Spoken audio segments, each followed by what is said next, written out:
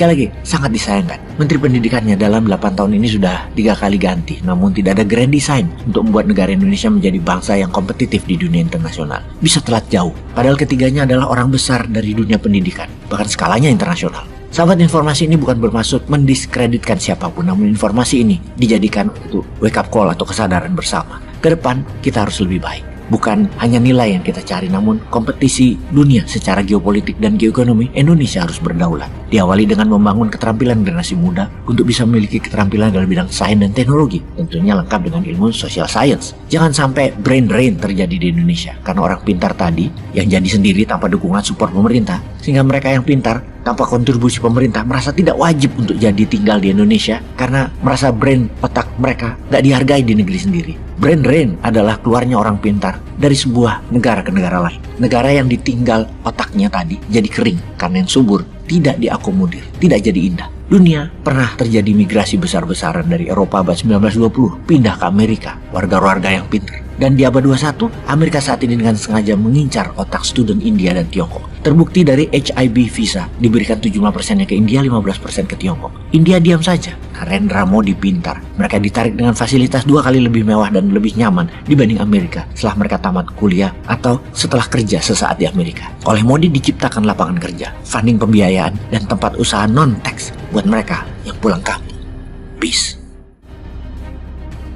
Jangan samakan sekolah untuk mendapatkan nilai bagus dengan bersekolah untuk mendapatkan ilmu atau pengetahuan. Coba kita renungkan, selama ini kita bersekolah untuk dapat nilai yang tinggi atau dapat ilmu. Baiklah sahabat, saat ini kita akan membicarakan mengapa dalam 10 tahun terakhir Indonesia tidak dibuat agar menjadi negara besar di tahun 2050 yang harus kita kejar keterlambatan tersebut. Kita semua pasti sepakat membangun gedung 100 lantai yang paling lama adalah membangun pondasinya. Kalau membangunnya perlu waktu 4 tahun misalnya, maka 2 tahun pertama hanya berkutat di pembangunan penguatan pondasi. Dan setelah pondasi terpasang, maka dalam hitungan bulan gedung 100 lantai itu berdiri. Hanya perapiannya saja memakan waktu sisanya. Sama halnya dengan membangun negara. Ingin menjadi negara terkuat ekonominya, maka 5 tahun itu kita mungkin hanya membangun pondasinya. Kehidupan berjalan terlihat seperti biasa saja. Namun ketika pondasi kuat, kecepatan membangun tersebut luar biasa. Kita contohkan, Tiongkok di tahun 2000 hanya menguasai 5% transaksi dunia. Namun dalam 20 tahun kemudian, Tiongkok menguasai 21% transaksi dunia secara porsi. Jangan melihat apa yang dilakukan Tiongkok di tahun 2000, namun lihat apa yang dilakukan di tahun 80-an hingga tahun 2000-an. Pondasinya dipasang sangat kuat, regulasinya mendukung sektor ekonomi bukan hanya lokalan, namun sudah kelas dunia dukungannya. India yang negaranya 3 kali kekayaan Indonesia, jangan melihat apa yang dilakukan 5 tahun terakhir ini, namun lihat kebijakan berkelanjutan sejak tahun 2000-an oleh Atal Bihari, dilanjutkan oleh Manmohan Singh, Perdana Menteri India, digaspol lagi sama Narendra Modi saat ini. Nah, bicara India, inilah yang menjadi perdebatan singkat antara Bosman dengan dosen Stanford, Gita Wirjawan, selagi halal bihalal kemarin. Bosman seperti biasa dengan PD-nya menceritakan bahwa grand design menjadikan emas alat tukar di tahun 2045 Indonesia akan kendalikan setengah transaksi dunia pakai emas. Maka bro Gita dengan PD mengatakan, lu nggak mungkin bisa kalahin India. Mereka lah raja di abad 22 alias di tahun 2100 ke atas. Duer, otak saya koslet dan tentunya kita dengar argumennya. Dia mengawali, tahun kita dulu kuliah ada berapa mahasiswa Indonesia di sana. Demikian dia memulai debatnya. Sekitar 16 ribuan, demikian saya dengan cepat menjawab karena dulu sering bantu-bantu Permias, Persatuan Mahasiswa Indonesia Amerika Serikat. Di tahun 80-an zaman kami berdua dulu sekolah di sana. Beda tahun dan beda wilayah aja. Gita itu 3 tahun di atas saya. Gelarnya lebih panjang, ilmu lebih panjang, sertifikatnya lebih panjang.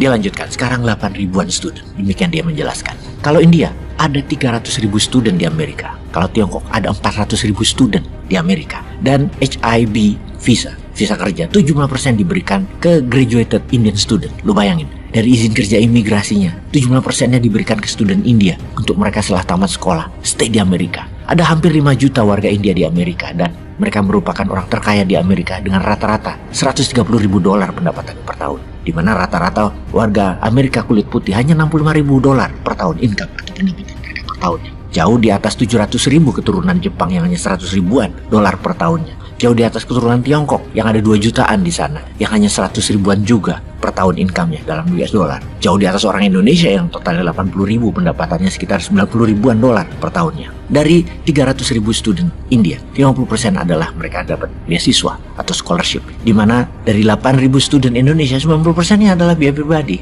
Indonesia tak akan bisa, seperti lu bilang, mendominasi di tahun 2045 kalau sejak 8 tahun yang lalu tidak dikirim 1 juta mahasiswa ke seluruh dunia untuk belajar, terutama di bidang teknologi dan sains. Yang disayangkan, 8.000 mahasiswa Indonesia saat ini yang berada di Amerika, 80%-nya adalah mengambil ilmu social science student, seperti ilmu ekonomi, manajemen, keterampilan sosial, seperti dunia entertainment, psikologi, dan itu tidak salah. Kurang banyak yang belajar bioengineering, coding, fisika kuantum, nuclear power, biomedicine, dan banyak lagi. Sekali lagi, sangat disayangkan. Menteri Pendidikannya dalam 8 tahun ini sudah 3 kali ganti, namun tidak ada grand design untuk membuat negara Indonesia menjadi bangsa yang kompetitif di dunia internasional. Bisa telat jauh, padahal ketiganya adalah orang besar dari dunia pendidikan, bahkan skalanya internasional. Sahabat, informasi ini bukan bermaksud mendiskreditkan siapapun, namun informasi ini dijadikan untuk wake up call atau kesadaran bersama. Ke depan, kita harus lebih baik. Bukan hanya nilai yang kita cari, namun kompetisi dunia secara geopolitik dan geoekonomi. Indonesia harus berdaulat.